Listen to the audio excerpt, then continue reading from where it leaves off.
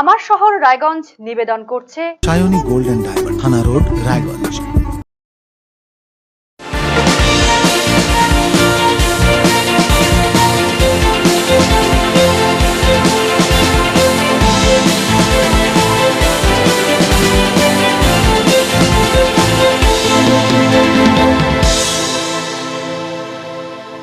নমস্কার, আপনারা দেখছেন আরসিটিভির সংবাদ আমার শহর রায়গঞ্জ নিয়ে। আপনাদের সাথে আমি তুহিন। প্রথমেই নজর রাখবো যে খবরের দিকে। আরসিটিভির প্রয়াত ম্যানেজিং ডিরেক্টর সঞ্জীব বর্ধনের মৃত্যুবার্ষিকী পালিত হলো বৃহস্পতিবার। 2013 সালের 4 জানুয়ারি অফিস থেকে বাড়ি ফেরার পথে মধ্যমোহনবাটি এলাকায় দুষ্কৃতীদের হাতে নৃশংসভাবে খুন হন আরসিটিভি প্রাইভেট লিমিটেডের ম্যানেজিং ডিরেক্টর তথা বিশিষ্ট সাংবাদিক সঞ্জীব বর্ধন। উত্তরবঙ্গের ঘরে ঘরে কেবল লাইন পৌঁছে দিতে তার অবদান অনস্বীকার্য। জেলায় কর্মসংস্থানের দিশা দেখিয়েছিলেন প্রয়াত সঞ্জীব বাবু। বিভিন্ন সমাজ সেবামূলক কাজেও ওতপ্রোতভাবে জড়িত ছিলেন তিনি। এদিন সংস্থার অফিসে প্রয়াত সঞ্জীব বর্ধনের প্রতিকৃতিতে পুষ্পার্ঘ্য নিবেদন করে শ্রদ্ধা নিবেদন করেন সংস্থার ডিরেক্টর সহ অন্যান্য কর্মীরা। এর পাশাপাশি আরসিটিভির সংবাদের দপ্তরেও এদিন পুষ্পার্ঘ্য নিবেদন করে শ্রদ্ধা জানান সংস্থার কর্মীরা।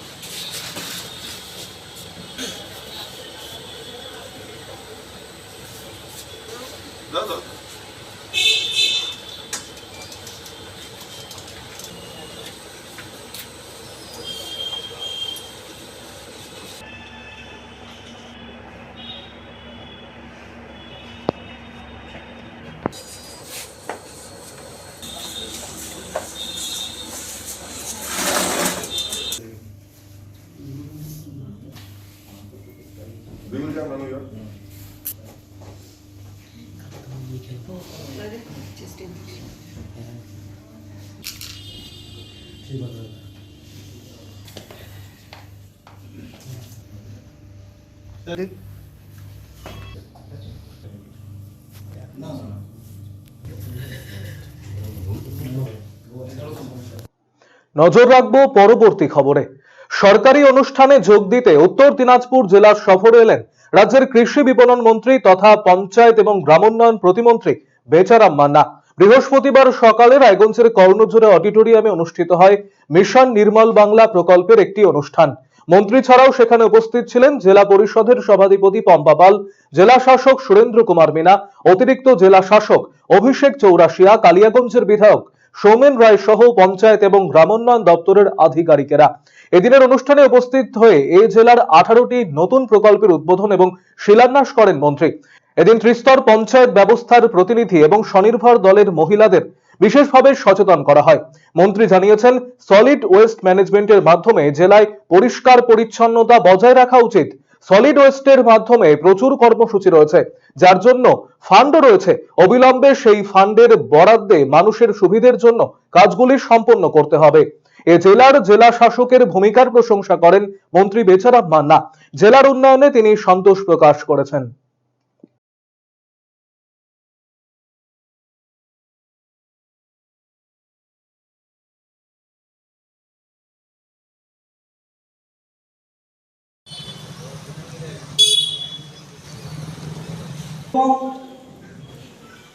এসবিএমজি স্বচ্ছ ভারত মিশনের উন্নয়নের পর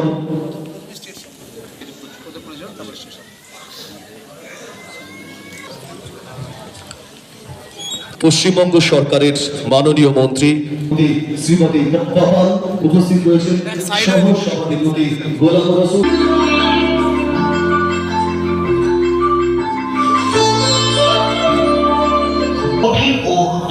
এই প্রক্রিয়াটি অন্তর্ভুক্ত করা হয়েছে। এই প্রক্রিয়াতে আবর্জনা থেকে পুনর্ব্যবহার। স্বচ্ছ ভারত মিশন, মিশন নির্মল বাংলা প্রকল্পে আমাদের লক্ষ্য, আমরা ওডিএফ ঘোষণা হয়েছি 2019 সালের 2রা অক্টোবর। এবার লক্ষ্য হচ্ছে ওডিএফ প্লাস এবং ওডিএফ মডেলের দিকে এগিয়ে যাওয়া।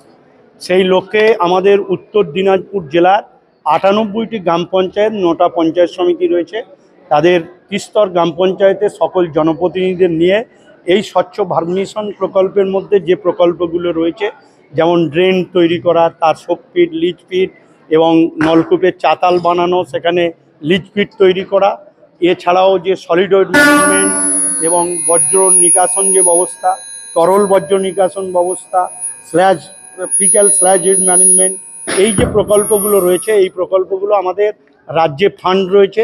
এই ফান্ড যাতে অতি দ্রুত খরচ করা যায় সেই লক্ষ্যে ত্রিস্তর গ্রাম পঞ্চায়েতের প্রতিটি জনপ্রতিনিধি, এমনকি স্বনির্ভর গোষ্ঠীর দলের মহিলাদেরও কাজে লাগানো হচ্ছে। কেননা সলিড ওয়েস্ট ম্যানেজমেন্টে আমরা যে ই কার্ড দেওয়ার ব্যবস্থা করেছি, তাতে প্রায় আমাদের রাজ্যে 3000 গোষ্ঠী এতে আমাদের কাজ করছে, তাদেরকেও আজকে ডাকা হয়েছিল। সামগ্রিকভাবে আমাদের লক্ষ্য সুস্থ পরিচ্ছন্নতা পরিবেশ, প্লাস্টিককে একঘরে করা এবং ভূগর্ভস্থ পানীয় জলকে পরিপূর্ণ করা, এটাই হচ্ছে আমাদের মূল। সামান্য পরিমাণ জায়গা নিয়ে বিবাদের জেরে আত্মীয়দের দ্বারা আক্রান্ত বিশেষভাবে সক্ষম এক তরুণী এবং তার বৃদ্ধা মা। বৃহস্পতিবার এই ঘটনাটি ঘটেছে রায়গঞ্জ থানার ভেটি এলাকায়। আক্রান্ত তরুণী জাহিদা খাতুন জানিয়েছেন, প্রায় 1.5 মাস ধরে 1 হাত জায়গা নিয়ে মামার বাড়ির সাথে তাদের ঝামেলা চলছে। বৃহস্পতিবার সকালে ফের বিবাদ তুঙ্গে ওঠে। সেই সময় তার মামি এবং মামাতো ভাই সহ পরিবার তাদের উপরে চড়া হয়। তার মা অসুস্থ, টোপজান বিবির মাথা ফাটিয়ে দেওয়া হয়েছে। তাকেও মারধর করার পাশাপাশি কামড়ে দেয় অভিযুক্তরা। গুরুতর আহত বৃদ্ধা রায়গঞ্জ গভর্নমেন্ট মেডিকেল কলেজ এবং হাসপাতালে চিকিৎসাধীন রয়েছেন। এই ঘটনার প্রেক্ষিতে রজবুল আলী, মমতাজ খাতুন সহ কয়েকজনের বিরুদ্ধে পুলিশে লিখিত অভিযোগ দায়ের করা হয়েছে। ইতিমধ্যে গোটা ঘটনার তদন্ত শুরু করেছে পুলিশ।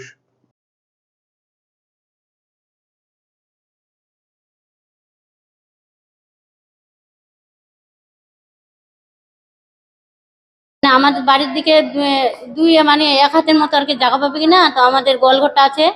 তা আমার দাদা তো টোটো চালায়, আর আমরা অনেকগুলো মানুষ, আমাকে তো দেখতে পাচ্ছেন সামনে, প্রতিদিন আমি কাজ করতে পারি না, তো গরিব, খুবই গরিব, দিন আনি দিন খাইতে। উনি আমাদের দিকে মানে এক হাতের মতো আর কি জায়গা পাবে। তো ওনাকে বললাম কি যে উনি কয়েকদিন ধরে মানে 1 মাস 1.5 মাস ধরে আর কি উনি আমার সাথে ঝগড়া করছেন আমাদের সাথে। তো আজকে ওইদিকে আমি রান্না করছি, তো উনি বাড়িতে গেলেন, যে ওরা আমের গাছ কাটছে, তো ওগুলো নিয়ে গোয়াল করে ঢুকে দিচ্ছে। বলতে উনি, ওনার ছেলে, ওনার স্বামী, ওনার মেয়ে আমাকে এসে মারধর করেছে। আমার মাকে ইট দিয়ে মেরে মাথাটা ফাটিয়ে দিয়েছে, এখানে কামড়ে দিয়েছে। আপনার মা কি অসুস্থ ছিলেন? হ্যাঁ স্যার, হাঁটা চলা করতে পারেন না, লাঠি ধরে হাঁটে। শুধু মেরেছেন আর কিছু করেছে? কামড় দিয়েছে, মাকে এখানে কামড় দিয়েছে, আমাকেও এখানে কামড় দিয়েছে। আমার জামাটা যে যখন ছিঁড়ে দিয়েছে। ওনার মেয়ে যারা মারলো কি নাম তাদের? রব্বুল আলী, মমতাজ খাতুন, আর গোলাপি আর ইনতাজ। তারপর আপনারা পুলিশে অভিযোগ করেছেন? হ্যাঁ স্যার, করেছি। কি চাচ্ছেন? আমরা ভালো যাচ্ছি, যেন ওরা আমাদের সাথে ঝগড়া না করে। শাস্তি চান? হ্যাঁ, শাস্তি যাচ্ছি। এবারে নজর রাখবো যে খবরের দিকে। রায়গঞ্জ বিশ্ববিদ্যালয়ের এবিভিপি সমর্থিত পড়ুয়াকে প্রাণনাশের হুমকির অভিযোগ। কাঠগড়ায় তৃণমূল ছাত্র পরিষদ। এই ঘটনা ঘিরে বৃহস্পতিবার দিনভর সরগরম ছিল ক্যাম্পাস। এবিভিপির অভিযোগ টিএমসিপি কণ্ঠরোধ করতে চাইছে, পাল্টা শান্তি ভঙ্গে অভিযোগ আনছে টিএমসিপি। তদন্ত শুরু করেছে কর্তৃপক্ষ। বিশ্ববিদ্যালয়ের ক্যাম্পাসেই এবিভিপির এক সমর্থককে হুমকি দেওয়ার অভিযোগ ঘিরে চাঞ্চল্য। কাঠগড়ায় রাজ্যের শাসক দলের ছাত্র সংগঠন। ঘটনাস্থল রায়গঞ্জ বিশ্ববিদ্যালয়। অভিযোগকারী ছাত্রের নাম হরিনারায়ণ দাস। তার বাড়ি কালিয়াগঞ্জ থানার রাধিকাপুর এলাকায়। তিনি এই বিশ্ববিদ্যালয়ের স্নাতকোত্তর স্তরের রাষ্ট্রবিজ্ঞানের ছাত্র, পাশাপাশি এবিভিপির সক্রিয় কর্মী। তার অভিযোগ, বিশ্ববিদ্যালয়ের তৃণমূল ছাত্র পরিষদের ইউনিটের বিরুদ্ধে দুর্নীতির অভিযোগ তোলায় তাকে হেনস্থা করা হচ্ছে। বৃহস্পতিবার দুপুরে তৃণমূল ছাত্র পরিষদের বেশ কিছু কর্মী হুমকি ধমকি দিয়েছে। তাকে মাঠের মধ্যে ঘিরে ধরে প্রাণনাশেরও হুমকি দেয় বলে অভিযোগ। হরিনারায়ণের দাবি, অভিযুক্তরা কয়েকজন বিশ্ববিদ্যালয়ের পড়ুয়া, বাকিরা সকলেই বহিরাগত। এই ঘটনার পর তিনি আতঙ্কিত। তিনি কর্তৃপক্ষের কাছে লিখিতভাবে অভিযোগ দায়ের করেছেন। আমার অভিযোগ হচ্ছে, আমরা সাধারণত এখানে বিদ্যার্থী পরিষদ করি ছাত্র ইউনিয়নের মধ্যে। তো বিগত কালকে আমাকে খোঁজার জন্য সব ডিপার্টমেন্টে ওরা ব্যাট, তারপর লাঠি, স্ট্যাম্প এসব নিয়ে খুঁজে বেরিয়েছে। যে টিএমসি ইউনিয়ন রয়েছে, তারা টিএমসি ইউনিয়নের ছেলেরা, বিশেষ করে বহিরাগতরা ছিল সেখানটি। লোকাল স্টুডেন্ট কম ছিল, ইউনিভার্সিটি স্টুডেন্ট কম, বহিরাগত বেশি ছিল। কারণ হচ্ছে যে ওরা এবিভিপির কণ্ঠরোধ করতে যাচ্ছে মেনলি, ওদের কাজ করতে অসুবিধা হচ্ছে এবং তাদের এগেনস্টে আমরা কথা বলছি, তাদের যে দুর্নীতি করছে সে সমস্ত এগেনস্টে আমরা কথা বলছি। তারপর আজকে আমি ইউনিভার্সিটিতে আসি, তখন তারা মাঠের মধ্যে আমাকে ডাকলো যে ভাই শুনুন। ডাকার পরে প্রথমে একজন ডাকলো, ডাকার পরে তারপর গোল করে ঘিরে ধরলো সবাই ঘিরে ধরে বললো যে তোর নাম কি, কোন ডিপার্টমেন্টে পড়িস আর কী সমস্যা হয়েছে। তারপর বললাম যে কী সমস্যা বলতে আমি বুঝলাম না। তো আমি এটা কেন বলেছি সেটা তাদের গায়ে লেগেছে, বলছে বেশি ওভার স্মার্ট হবি না। আমাকে থ্রেট করেছে যে ইউনিভার্সিটিতে ঢুকতে দেবে না, ইভেন এটাও বলেছে তোদের রায়গঞ্জে ঢুকতে দেবো না, ইউনিভার্সিটি ঢুকতে দেবে না। এবং ওদের মধ্যে যারা নতুন কার্যকর্তা রয়েছে, ওদের যারা উগ্র মেজাজি, তারা বলছে কেটে ফেলে দেবো, এরকমও থ্রেট এসছে কালকে ইউনিভার্সিটিতে। হ্যাঁ, ভিসি স্যারকে আমি মেল করেছি এবং ভিসি স্যার যেহেতু প্রেজেন্ট নেই সেই জন্য মেল করা হলো। তারপর রেজিস্ট্রার স্যারও জানে বিষয়টি এবং আমাদের ডিপার্টমেন্টের এইচওডি, তাদের সবাইকে এখন মেলের রিসিভ কপিগুলো সেন্ড করবো। যদিও অভিযোগ অস্বীকার করেছে টিএমসিপি, বিশ্ববিদ্যালয় তৃণমূল ছাত্র পরিষদের ইউনিট প্রতিনিধি শুভাশিস ঝা জানিয়েছেন ওদের কোনো কাজ নেই, বারবার বিশ্ববিদ্যালয়ের শান্তি ভঙ্গের চেষ্টা করছে। দেখুন, ওদের মানে বেসিক্যালি ওদের না কোনো কাজ নেই। হ্যাঁ, ওরা শুধু একটাই জিনিস চায় যে শুধু ইউনিভার্সিটিতে শান্তি ভঙ্গ করা, ঠিক আছে, আর কিছুই না। ওই জন্য যদি বাস্তবে কেউ যদি ওদেরকে কিছু বলে থাকতো তাহলে ওরা নাম উচ্চারণ করে বলতো, ঠিক আছে। তো আমাদের এরকম কোনো ইন্টেনশন নেই। আর তাছাড়া সব থেকে বড় ব্যাপার হচ্ছে ওরাই তো কয়েকদিন আগে ইউনিভার্সিটির গেটের সামনে এসে লাথি দিয়ে গেছে। ওরাই বলে গেছে যে রায়গঞ্জে রাইভার্সি ফেস্ট করতে হতে দিবে না, যেখানে সকলেই স্টুডেন্টরা জানে যে রায়গঞ্জ ইউনিভার্সিটির রাইভার্সি ফেস্ট হচ্ছে সাধারণ ছাত্রছাত্রীদের কাছে একটা আবেগ, একটা ইমোশনের জায়গা। তো ওরা সেইটা বলছে সেটা হতে দেবে না। আবার বলছে নাকি রাজ্যপালকে বলে ওরা বলে ইউনিভার্সিটির প্রোগ্রামটাকে বন্ধ করবে। তো আপনারাই বিচার করুন না যে শান্তি ভঙ্গটা করার চেষ্টা কে করছে। আর কেউ একজন উঠে এসে নিয়ে বলবে তৃণমূল ছাত্র পরিষদ থেকে এই করছে সেই করছে, এইগুলা মানে একদম হাস্যকৌতুক বিষয়। হ্যাঁ, অনেকে অনেক কথা বলবে, তো এইগুলার কথার কোনো বেস নাই, কোনো গুরুত্ব নেই। অভিযোগের ভিত্তিতে গোটা ঘটনার তদন্ত শুরু করেছে বিশ্ববিদ্যালয় কর্তৃপক্ষ। না, এই বিষয়টা আমার নজরে এসেছে। আমাকে একজন ছাত্র বলেছে যে এইভাবে ঘটছে এবং আমি আমার রেজিস্ট্রারকে বললাম যে এটা কি ঘটছে, আপনি একটু তদন্ত করে দেখুন। উনিও বললেন ঠিক আছে, আমি সিকিউরিটি পাঠাচ্ছি। এবং আমি পল সায়েন্স ডিপার্টমেন্টের হেড অফ দ্য ডিপার্টমেন্ট, ওনার সঙ্গে ফোনে যোগাযোগ করেছি যে আমি ওনাকে বলেছি যে কি ঘটেছে অ্যাকচুয়ালি, ওই কোন ছাত্র কোন ইয়ারের কোন সেমিস্টারের ওটা ডিটেলে আমাকে জানান এবং তারপরে আমরা পদক্ষেপ নিচ্ছি। তারা কিভাবে শাসাচ্ছে, কারা বহিরাগত, এখন তো আমরা বুঝতে পারছি না। আমরা এটাকে তদন্ত করব। যদি অ্যাকচুয়ালি এই ঘটনা ঘটে থাকে বা যদি ওকে রেগিং যদি করে থাকে, তাহলে আমাদের অ্যান্টি রেগিং স্কোয়াড আছে, সেল আছে, আমরা সেখানে বিষয়টাকে রাখবো। এবং আমি রেজিস্ট্রারের সঙ্গে কথা বলেছি এবং উনিও বলেছেন যে যদি ছাত্রটি লিখিত অভিযোগ করে তাহলে আমরা অবশ্যই দেখব। আরসিটিভি সংবাদ, রায়গঞ্জ। রায়গঞ্জে কুলিক নদীর বেহাল অবস্থা ঘিরে বাড়ছে উদ্বেগ। নদীতে অনবরত ফেলা হচ্ছে নোংরা আবর্জনা, জলে মিশছে রাসায়নিক। নদীর বাস্তুতন্ত্র এখন বিঘ্নিত। নদী দূষণের জেরে তীরবর্তী এলাকার মানুষ ক্ষতিগ্রস্ত হচ্ছেন। তাই অবিলম্বে কুলিক পুনরুজ্জীবন প্রকল্পকে সক্রিয় করবার দাবি জানিয়েছেন পরিবেশ প্রেমীরা। নদীর জল, আমাদের এই কুলিক নদীর জল সাধারণত, যেহেতু এটা বর্ষার জলে পুষ্ট নদী, বাংলাদেশের ঠাকুরগাঁর একটা মরার বিল থেকে উৎপত্তি হয়েছে, ফলে এই নদীতে সারা বছর জল থাকবে না, বৃষ্টির জলে পুষ্ট। কিন্তু সারা বছর যদি জল থাকে তার জন্য আমাদের উত্তর দিনাজপুর জেলা প্রশাসন কুলিক নদী পুনরুজ্জীবন বলে একটা প্রকল্প চালু করেছিল।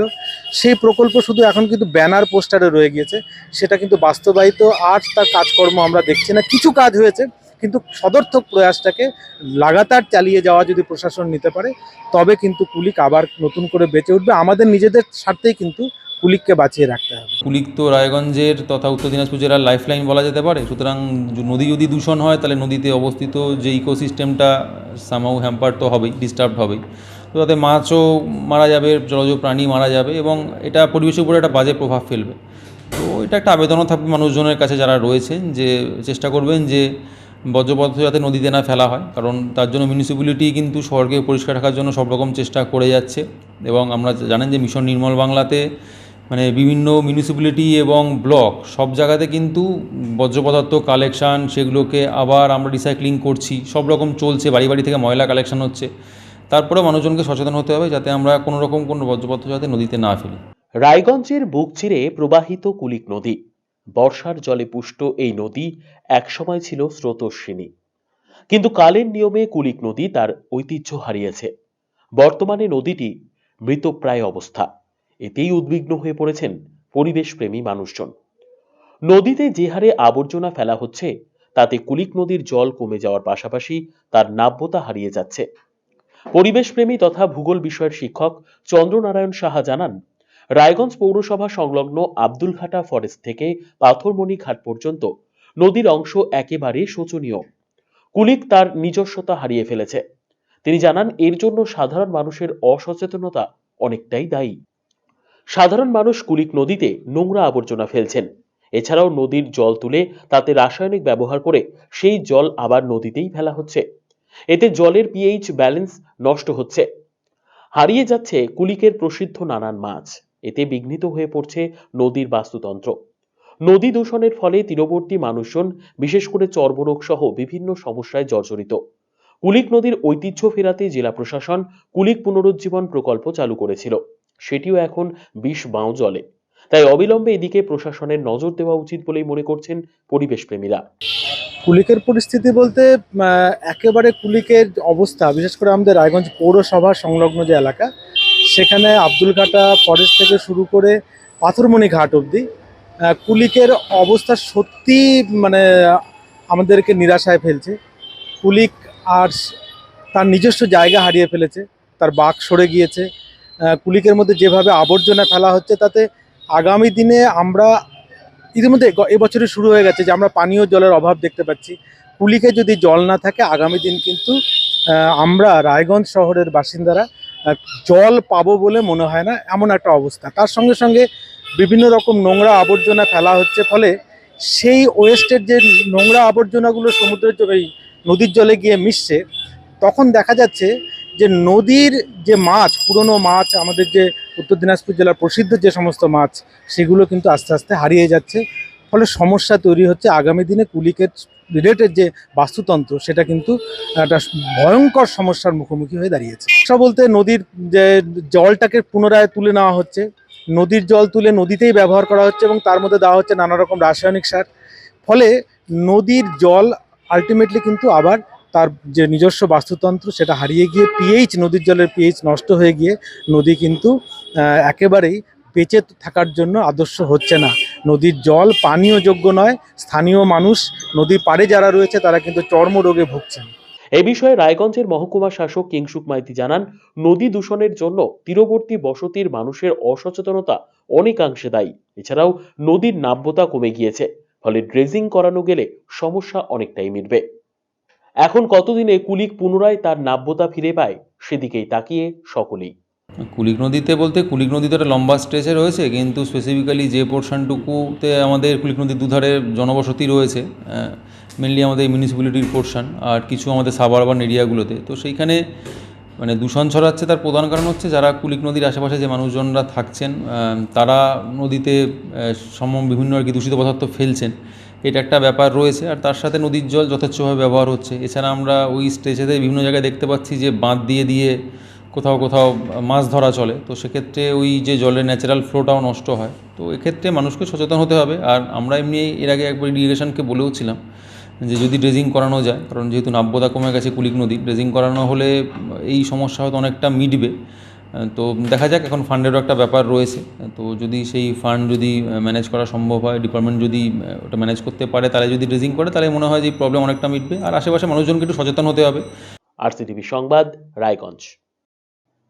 আমার শহর রায়গঞ্জ এখনকার মতো এ পর্যন্তই। পরবর্তী খবরের জন্য নজর রাখুন শুধুমাত্র আরসিটিভি সংবাদে। নমস্কার।